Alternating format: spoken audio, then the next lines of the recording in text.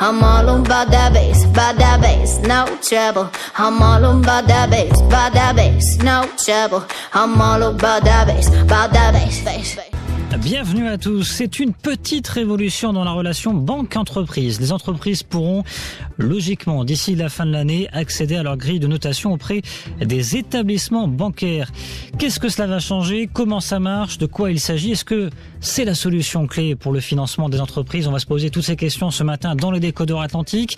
C'est le premier sujet qu'on va aborder avec Amine Diori, responsable PME chez Inforisque. Bonjour. Bonjour Landry. Hicham Hamadi également avec nous, tech entrepreneur. Bonjour. Bonjour. Deuxième sujet que nous aborderons en deuxième partie à partir de 9h45. Nous parlerons des TPE marocaines. Comment en finir avec leurs galères? Le financement est souvent cité comme préoccupation majeure de ces très petites entreprises, mais il n'est pas le seul. Manque d'accompagnement, complexité des procédures ou encore arriérés dû à la CNSS et aux impôts.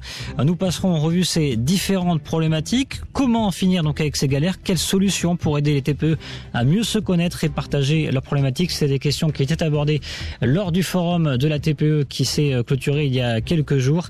On vous attend bien évidemment par SMS pour poser vos questions ou vos remarques au 55 77 6 dire un TTC ou bien la page Facebook Les Décodeurs Atlantiques. C'est parti.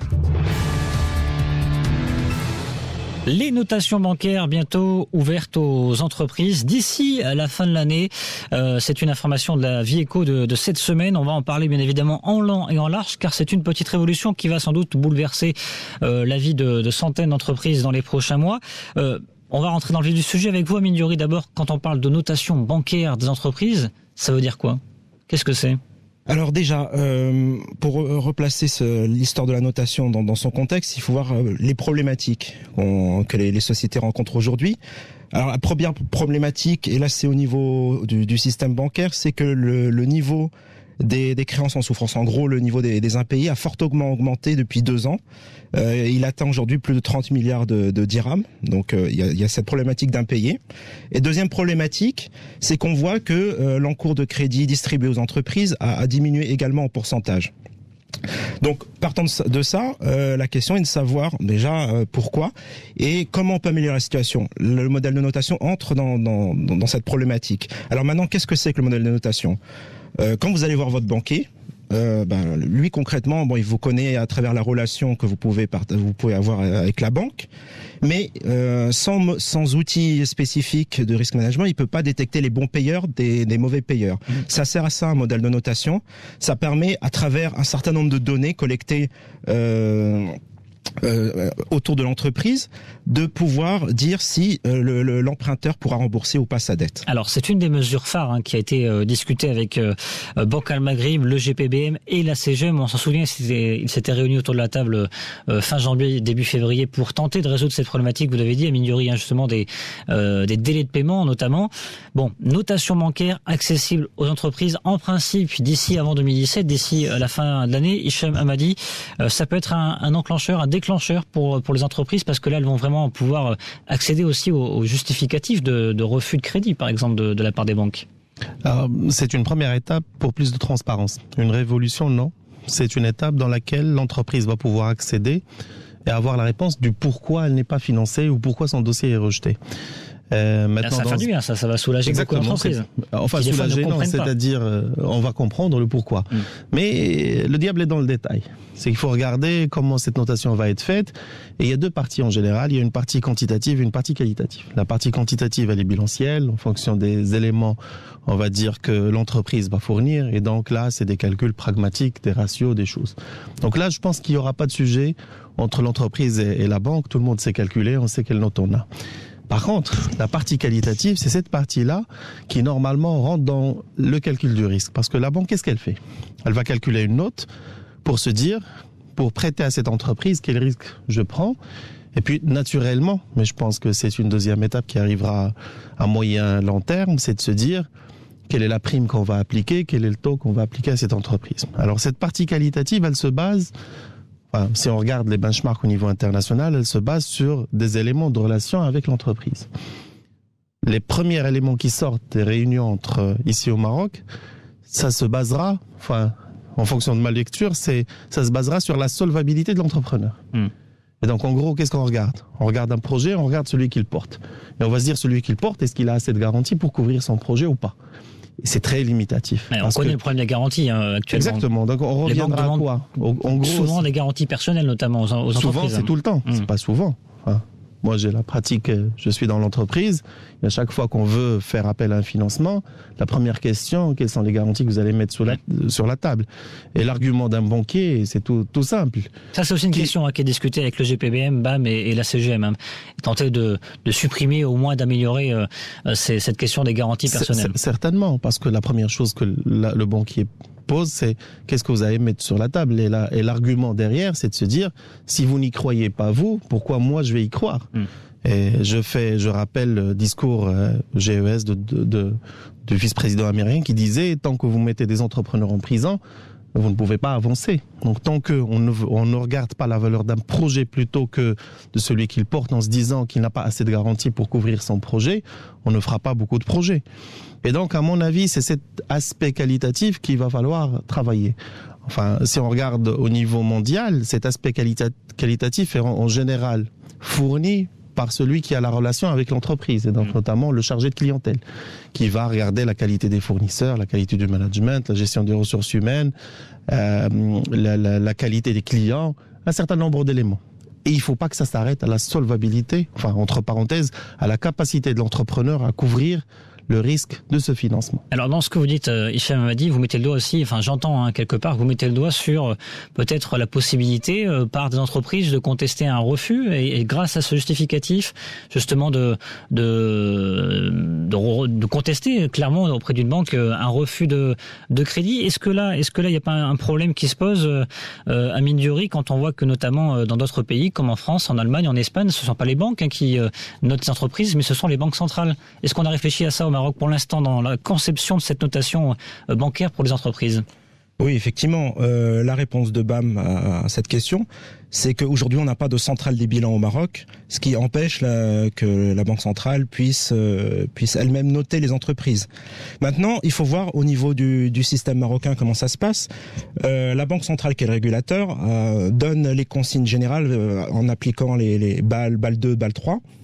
Et la consigne générale, c'est que les banques doivent se doter d'un système de score pour l'octroi de crédit. Maintenant, chaque banque est libre de créer son propre modèle de scoring. Oui. Ça veut dire qu'il n'y a pas un modèle de scoring unique qui est imposé par le régulateur. Chacun le construit à sa façon en fonction de sa cible commerciale. C'est-à-dire qu'on va pouvoir, déjà il y a un modèle par banque, il va y avoir des modèles spécifiques pour des secteurs d'activité, des modèles spécifiques pour les différentes catégories, c'est-à-dire les professionnels, les particuliers, les entreprises. Il va y avoir des modèles spécifiques pour les petites entreprises, les grandes entreprises et les PME. Donc voilà.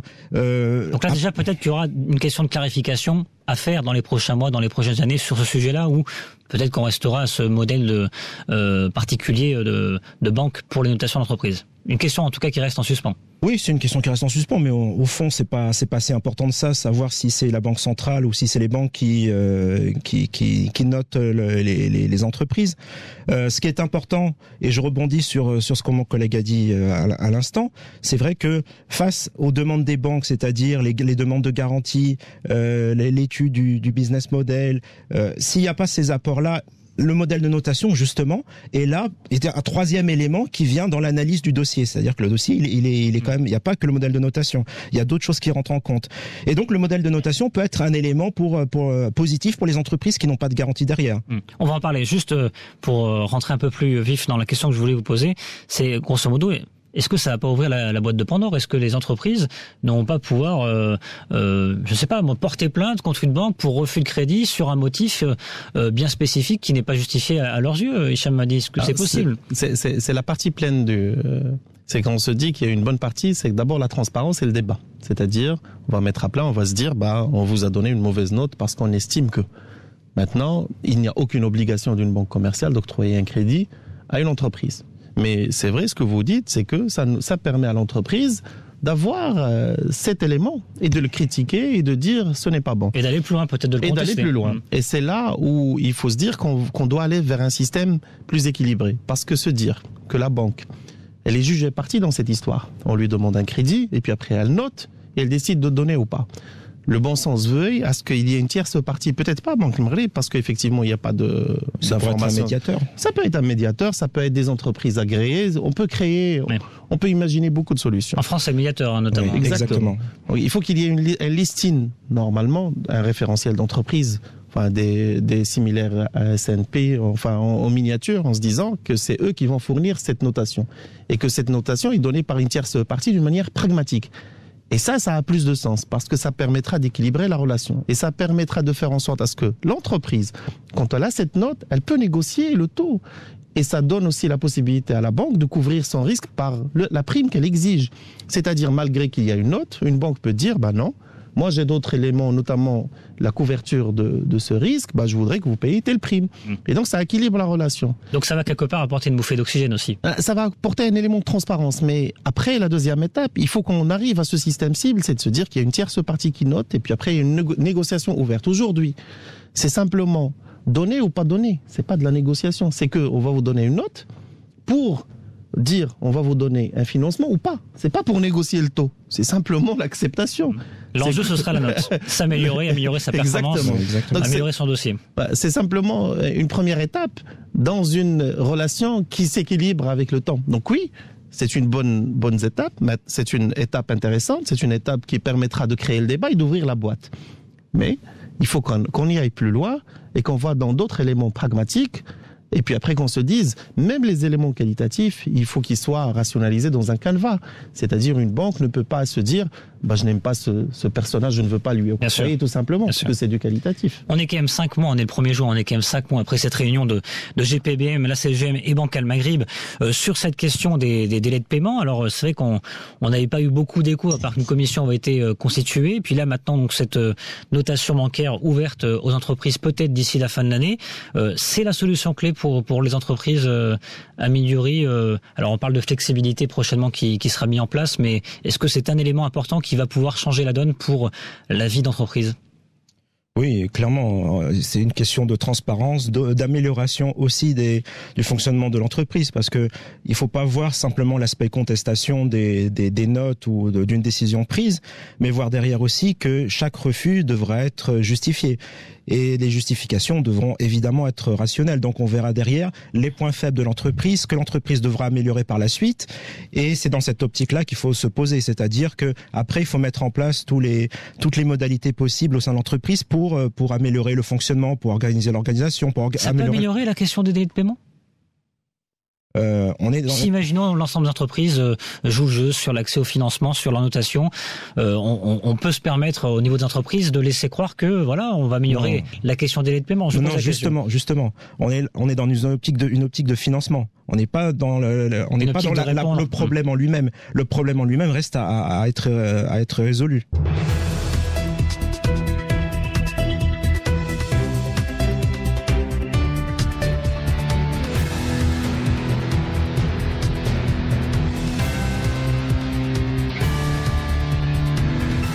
La suite des décodeurs atlantiques, nous sommes toujours avec Amine Diouri. Rebonjour. Vous êtes responsable PME chez Inforisque. Hicham Hamadi avec nous également, tech entrepreneur. Rebonjour. Rebonjour. On parle des notations bancaires avec vous. Est-ce la solution clé pour les entreprises ? On se posait cette question en terminant cette première partie du débat. Solution clé, Amine Diouri, est-ce que ça va permettre d'améliorer les choses dans les prochains mois, dans les prochaines années ? Alors, à court terme, on aura une meilleure visibilité sur le problème du financement bancaire. Parce qu'on a deux sons de cloche en fait. On a un son de cloche des banques qui disent il y a aucun problème de financement bancaire, nous donnons des prêts aux bonnes entreprises, il y a un problème de fonds propres de ces entreprises avant de demander du financement bancaire. Et de l'autre côté, il y a le son de cloche des entreprises qui disent non, on nous demande trop de garanties, on nous donne pas de prêts. Donc finalement, on ne voit pas réellement quel est le problème, qu'est-ce qui bloque au niveau du financement bancaire. Les banques, elles ont résisté quand même. Elles ne voulaient pas qu'on touche aux garanties personnelles. Là, sur ce point-là, elles ont résisté. Elles se mettent en avant sur les notations bancaires ouvertes aux entreprises, mais sur la question des j'ai perdu le mot, des garanties personnelles. Voilà, des garanties personnelles. Là, pour l'instant, c'est une victoire pour les banques. Je pense que de toutes les manières, dans notre, on va dire, tissu économique, on a beaucoup de petites entreprises. Donc, les entreprises dépendent fortement de leurs promoteurs. Donc, je comprends à peu près pourquoi les banques demandent des garanties personnelles. Je peux vous donner... Mais il y a peut-être possibilité de réformer, de faire quelque chose. C'est certainement, il faut. C'est que, par exemple, il y a 10 ans, quand j'ai créé mon entreprise, en 2004, j'ai déposé un dossier chez 3 banques. À date d'aujourd'hui, j'en ai reçu qu'une seule réponse. Donc, cette première étape de dire, on est transparent, même si on n'accepte pas un dossier, on dit pourquoi.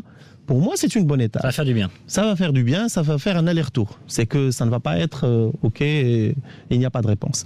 Deuxième élément, c'est que ça permettra de mettre à plat le débat, c'est de se dire pourquoi vous m'avez mal noté et pourquoi vous ne voulez pas me donner. Et c'est là où ça devient intéressant.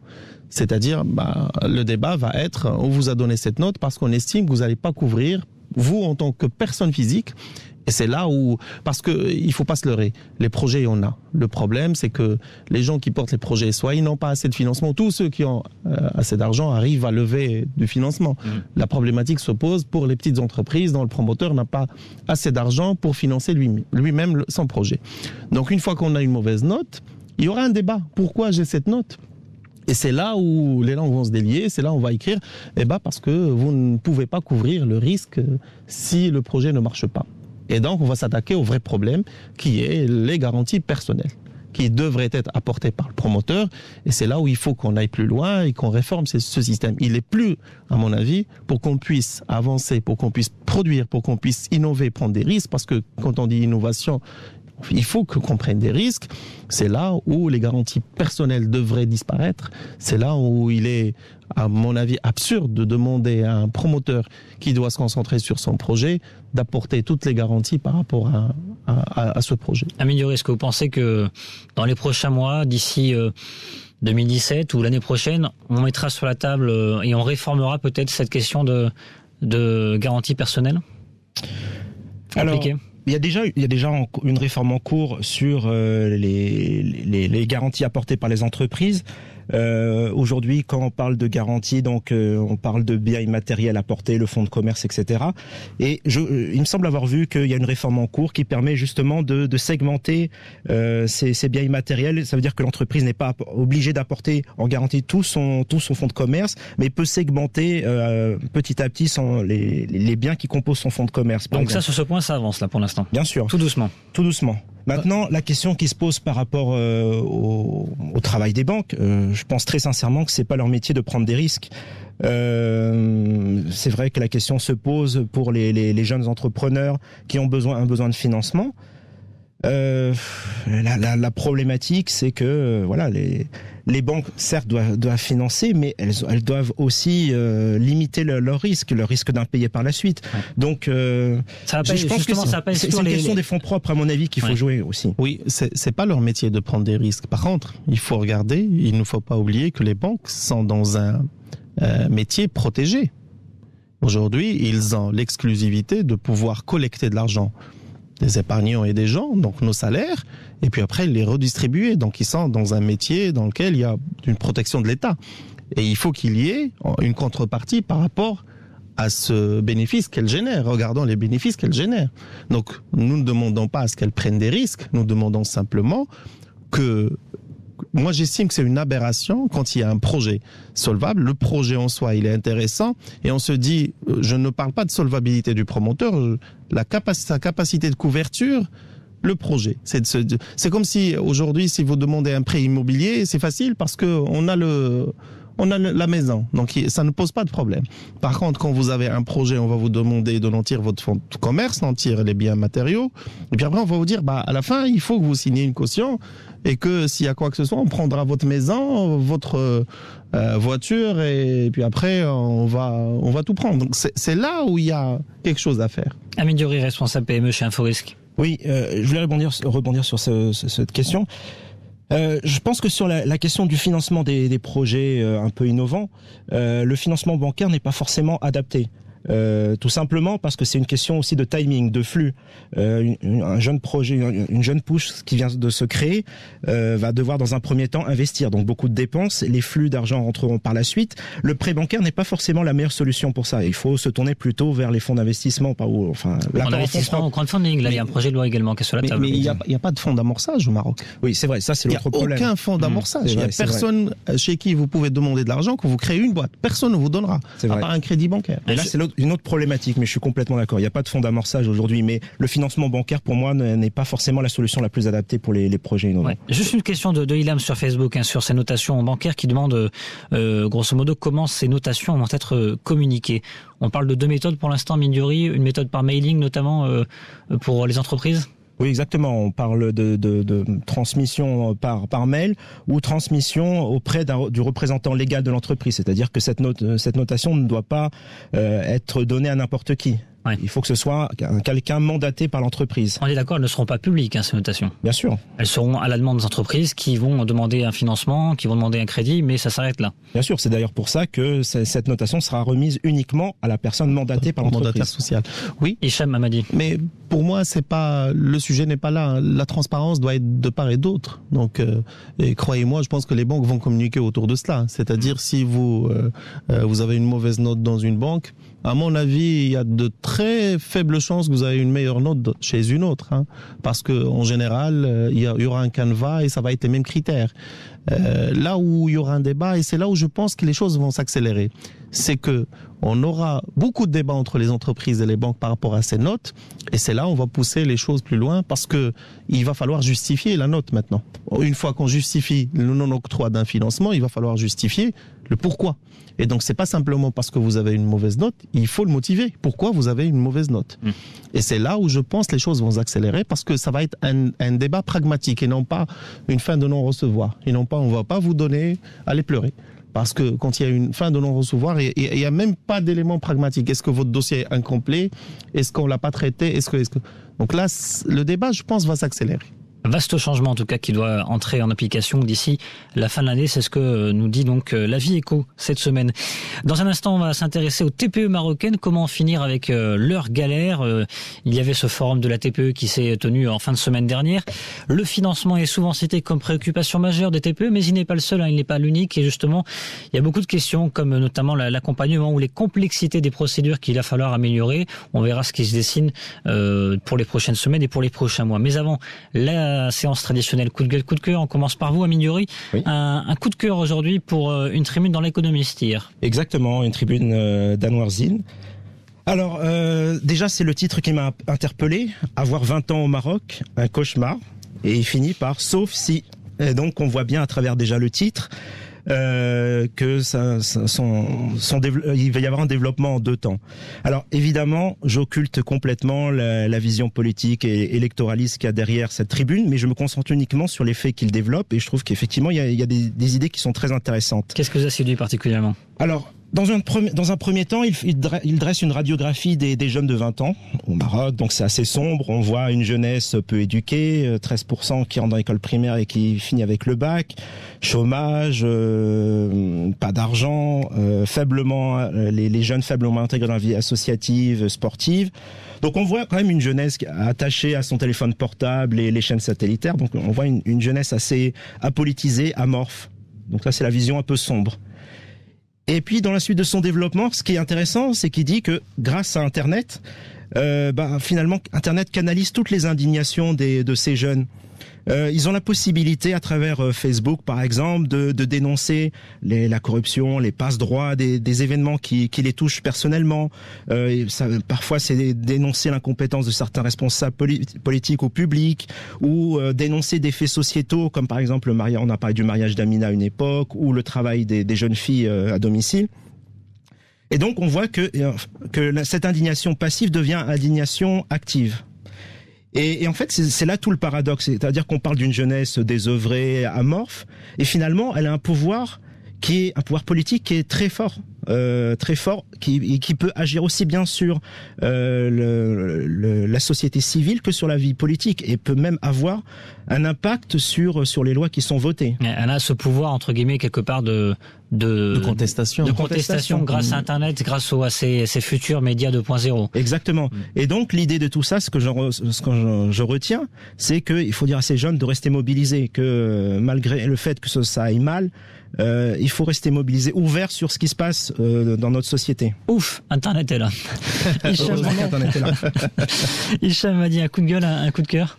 Un très grand coup de gueule par rapport à la loi qui est en train d'être débattue sur les employés de maison, oui, avec un âge minimum de 16 ans.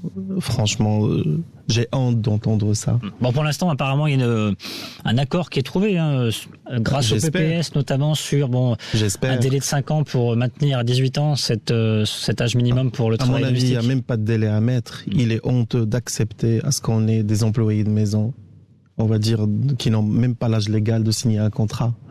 C'est quelque chose que je n'arrive pas à comprendre, quelles que soient les explications. On m'explique qu'il y a la pauvreté. Bien sûr, il y a la pauvreté. Bien sûr, c'est difficile. Mais on ne peut pas accepter qu'il y ait des enfants qui travaillent à moins de 18 ans. C'est très simple. Et la même chose pour le mariage. Aujourd'hui, on nous dit parce qu'il y a une erreur, on va réparer l'erreur par une autre erreur. S'il y a une erreur, on répare l'erreur. On ne peut pas se marier si on n'a pas 18 ans. On ne peut pas justifier autrement. Je n'arrive même pas à comprendre. Donc le délai de 5 ans ou 2 ans, 3 ans, c'est du n'importe quoi. Eh bien voilà, un coup de gueule et un coup de cœur sur Atlantique Radio. Je vous ai coupé, Hicham m'a dit, excusez-moi, allez-y, terminez. Pour moi, c'est tuer la jeunesse et tuer l'avenir de notre pays. C'est de se dire qu'on accepte à ce qu'on paye à 60% du SMIC quelqu'un qui n'a pas, qui doit être dans une classe et qui doit être en train de jouer. Et c'est anormal. Un coup de gueule et un coup de cœur spécial jeunesse aujourd'hui dans les décodeurs Atlantiques, 9h48. Notre deuxième sujet, on s'intéresse ce matin au TPE. Comment en finir avec leur galère? Question qui a été pas posée comme ça, mais posée en tout cas lors de ce forum de la TPE qui s'est tenu la semaine dernière. C'est vrai que le financement est souvent cité comme préoccupation majeure des TPE. Amine Youri, c'est vraiment la préoccupation majeure des TPE aujourd'hui? Le financement? Alors, on parle le financement bancaire. Alors, d'après ce que j'ai lu, le financement bancaire n'est pas la préoccupation majeure. C'est la quatrième. C'est la quatrième. Mais pour une raison très simple, c'est que quand on regarde la structure des bilans des TPE, on se rend compte qu'elles sont financées à plus de 80% par des fonds propres.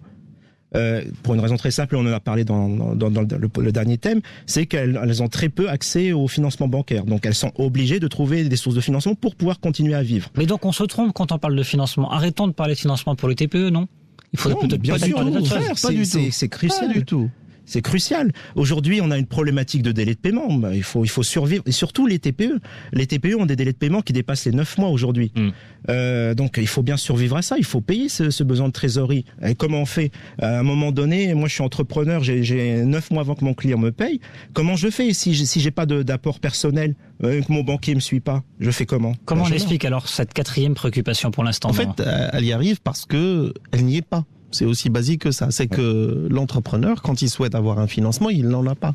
Donc il est obligé de trouver une autre solution. Et c'est pour ça que par ses fonds propres par ses fonds propres, par de l'endettement personnel, par ses amis, par ses proches. Et donc c'est pour ça qu'elle arrive après. C'est parce qu'on a occulté. C'est pour ça que je disais dans le premier sujet que c'est un élément de transparence qui permettra au moins de mesurer le taux de rejet. C'est qu'on saura qu'il y a 100 entreprises qui n'ont pas été acceptées par telle banque. Donc on saura et on va mesurer d'une manière pragmatique quelle est la place du financement dans le développement de l'entreprise. C'est une chance donc ces notations bancaires pour les entreprises, pour les TPE? C'est une première étape. Moi je ne dis pas que c'est une chance. Elle sera une chance quand elle sera bien gérée. Ça va être difficile au départ pour ces TPE. Bien sûr. Ces notations bancaires pour les entreprises, ça va être très difficile. Aujourd'hui c'est très difficile. Oui. Aujourd'hui ça l'est. C'est qu'ils n'y accèdent même pas et il y a une fin de non-recevoir. La deuxième étape, c'est de se dire, c'est pas une fin de non-recevoir. Ils vont continuer à ne pas y accéder, mais en motivant le pourquoi. C'est ça ce qui change. Donc, ce n'est pas une grande chance, mais simplement un élément de débat. C'est qu'on est en train d'équilibrer la relation entre une petite entreprise et une banque. Maintenant, à mon avis, il y a la problématique du financement, mais il y a d'autres problématiques qui sont, on va dire, relatives à la taille de ces entreprises. les entreprises, les TPE, enfin les entreprises d'une manière générale au Maroc sont très atomiques, donc très très petites entreprises sous-capitalisées. Donc les capitaux ne sont pas suffisants pour qu'ils puissent financer. Les délais de paiement en plus ajoutent énormément de problèmes. Quand vous êtes payé sous 9 mois, il va falloir payer les salaires pendant les 9 mois. Il va falloir continuer à vivre et à produire pendant ces 9 mois. Et c'est là où ça devient difficile. Et c'est pour cela qu'on n'arrive pas à faire en sorte à ce que nos TPE, enfin la majorité de TPE, se transforment en petites et moyennes entreprises, puis après en grandes entreprises. Parce que l'entrepreneur, il passe son temps à recouvrir son argent et à pédaler. Mais donc il faut parler de financement, il faut parler de délai de paiement amélioré.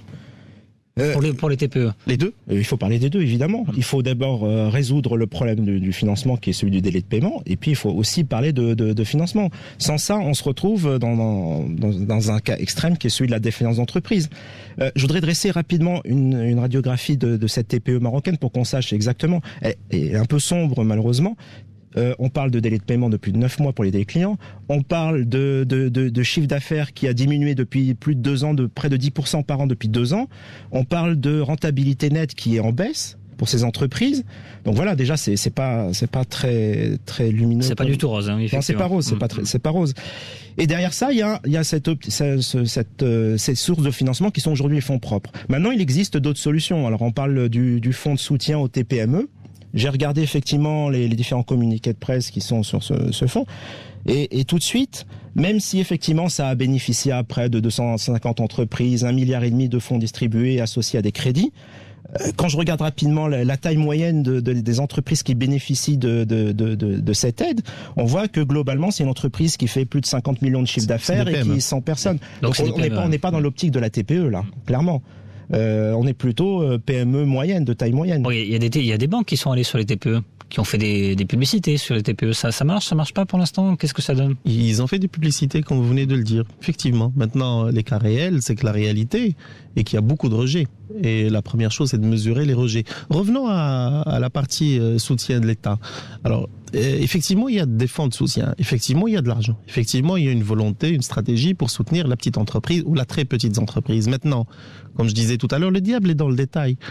Quand un entrepreneur part pour disposer de ce soutien, il y a une paperasse administrative extraordinairement décourageuse. Et donc, ce qui fait qu'il doit recruter une personne ou 2 personnes à plein temps sur ce sujet. Et donc, c'est là la problématique principale. La problématique. Et peut-être manque d'accompagnement, manque de structure, peut-être de proximité, peut-être simplification.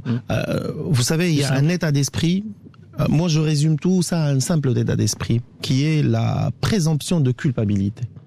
C'est qu'au Maroc, on va, dès le départ, supposer que vous êtes coupable, on va dès le départ supposer que vous voulez frauder, on va dès le départ supposer que vous voulez accéder à cet argent pour faire autre chose. Et donc, on va construire l'ensemble des procédures pour bloquer les fraudeurs. Et quand on fait des procédures et des process complexes, ça bloque tout le monde. Un exemple, un retard de paiement d'hier. Le premier mois, 15%. C'est qu'on suppose que vous ne voulez pas payer. On suppose pas que vous avez une difficulté et on fait comme un découvert, on vous taxe de 3, 4, 5%. On vous taxe de 15%. Parce que l'état d'esprit, c'est que vous l'avez fait d'une manière délibérée que vous ne voulez pas payer. Qu'il y a un travail à faire. Il faut changer l'état d'esprit toute la réflexion autour des processus. C'est que toute la relation entre les banques, l'entreprise ou les organismes de soutien, il faut qu'ils repensent le modèle en se disant, ces gens-là sont de bonne foi et on va mettre des process qui se basent sur leur bonne foi. Et une fois que la mauvaise foi est démontrée, là on enclenche autre chose. Un exemple, par exemple les marchés publics. Quand vous voulez ça a changé mais c'est pas encore appliqué. On va vous demander une attestation attestation fiscale que vous êtes en règle avec l'administration. Mais pourquoi on demande ça? Il suffit de demander une attestation sur l'honneur que vous êtes bon. Donc il y a un travail global à faire aujourd'hui l'état d'esprit. L'état d'esprit, la procédure. Voilà, l'état d'esprit qui va se baser sur la bonne foi et qui va se baser sur le fait que les entrepreneurs, quand ils viennent demander un soutien, il faut qu'on les aide jusqu'à preuve du contraire. Amine Diori. Oui, je rebondis sur cette question des programmes étatiques. Alors, je suis complètement d'accord. Il y a une question de procédure administrative. C'est vrai que la plupart des entrepreneurs trouvent ça difficile. C'est vrai, je me souviens, il y a 5 ans, quand j'ai commencé à me renseigner sur les programmes, par exemple, Maroc PME, Moussanada, c'était adressé surtout à des des entreprises transparentes fiscalement et socialement. Donc déjà, il y en avait très très peu qui pouvaient rentrer dans cette catégorie. Donc ça fermait automatiquement la porte à beaucoup d'entreprises. Aujourd'hui, ça s'est un peu amélioré, etc. Mais ce que je veux dire, c'est qu'il y a aussi un problème de communication sur ces programmes étatiques. Je vous défie, vous prenez 100 personnes, 100 chefs d'entreprise et vous leur demandez, est-ce que vous connaissez... Vous touchez un des cœurs du problème aujourd'hui. Mais oui, est-ce que vous connaissez les programmes de Maroc PME? Est-ce que vous connaissez les programmes de la CCG? Est-ce que vous connaissez le fonds de soutien? Et je suis sûr que 99,9% de ces gens vous diront, j'en sais rien. Je sais pas comment ça se passe, je sais pas à quoi j'ai droit. Donc il faut aller dans la simplification, y compris même de la communication. On est quand même à l'ère digitale, l'ère 2.0. Ça, il faudrait peut-être y aller plus directement, y rentrer plus franco, Hicham Hamadi. Exactement. Alors, ça touche, ce que je disais, c'est l'état d'esprit. C'est que ce qui se passe actuellement. D'ailleurs, quand on a une discussion avec une administration telle que l'ANPME, qui sont d'ailleurs très très compétents. La première explication qu'ils nous donnent par rapport à leur process, c'est que c'est de l'argent public et on doit bien le gérer. Et ils ont raison, c'est qu'on ne doit pas le dilapider, on ne doit pas le donner à n'importe qui. Et donc je comprends. Par contre, il faut enlever de cet état d'esprit que ceux qui viennent sont des fraudeurs. Ça, c'est la première chose. Deuxième chose, pour qu'ils puissent relayer l'information, ils se basent sur les associations professionnelles. Ils ne se basent pas sur les éléments digitaux, sur le web, ils se basent sur... Et malheureusement, les associations professionnelles ne font pas le boulot. Il faut appeler un chat un chat. Et donc, elles n'arrivent même pas à mobiliser leurs membres pour qu'elles puissent distiller l'information. Donc, il y a ces mécanismes qui ne marchent pas. Donc, il faut absolument chercher d'autres moyens de communication, notamment le web, notamment d'autres éléments qui permettront d'atteindre directement le promoteur. Et je suis complètement d'accord, si vous prenez 100, il y a de fortes chances que 99 ne connaissent pas ces programmes. Et c'est pour cela que à chaque fois que vous avez posé la question à un promoteur, il va vous dire « l'État ne m'aide pas ». Il y a du travail à faire, donc, notamment auprès des TPE pour peut-être mieux se connaître aussi. Certainement, ne serait-ce que d'abord il faut plus de transparence. Mon ami l'a si bien dit. Il faut que les associations travaillent sur des référentiels. Par exemple, une sorte de bottin jaune dans lequel je trouve les entreprises d'un secteur. Je cherche un intégrateur, je trouve une dizaine. Et tout ça peut passer par le net. Aujourd'hui, c'est peut-être la solution clé. La solution clé, c'est d'accepter d'être dans un environnement transparent, de communiquer autour de ce qu'on fait. Ça, c'est très important, et de l'entreprise, et des banques, et des organes de soutien. Et puis après, de changer l'état d'esprit, de se dire qu'on est tous, allant sur la présomption d'innocence, et qu'on est tous bons jusqu'à preuve du contraire. Bon, Amine Diouri, ce matin, j'écoute les Décodeurs Atlantiques, je suis chef d'une TPE. Je suis un peu triste quand même. Je dois rester optimiste? Non, bien sûr, il faut rester optimiste. Il faut s'accrocher, il faut réellement s'accrocher. Les choses ne peuvent que s'améliorer. La nouvelle mouture de la loi sur les délais de paiement va rentrer en vigueur très prochainement, je l'espère. L'application sera un petit peu plus lointaine, mais globalement, les choses vont s'améliorer. Il faut rester optimiste. Amine Diouri, responsable PME chez Inforisque. Hicham Hamadi, tech entrepreneur. Moi, je suis très optimiste. Vous savez pourquoi? Parce que quand je sors dans la rue, quand je vais à Delbreleb, je trouve beaucoup d'entrepreneurs qui aujourd'hui avancent, innovent et font ce qu'il faut. Oui. Les intégrer formels, ça voilà. Aussi c'est une étape clé. C'est simplement se dire, venez. Ça ne coûte pas plus cher d'être dans un mode transparent. Ça coûte probablement moins cher. Il faut simplement qu'on leur démontre cela. Merci beaucoup, messieurs, pour ce numéro des Décodeurs Atlantiques. À très bientôt. Vous restez avec nous sur Atlantique Radio. Dans quelques instants, votre émission citoyenne, les experts Atlantiques avec Fatima Zahra El Brouhari. Je vous retrouve demain pour un prochain numéro. Tout de suite, le point info en langue arabe avec Mourad Baba. Excellente matinée.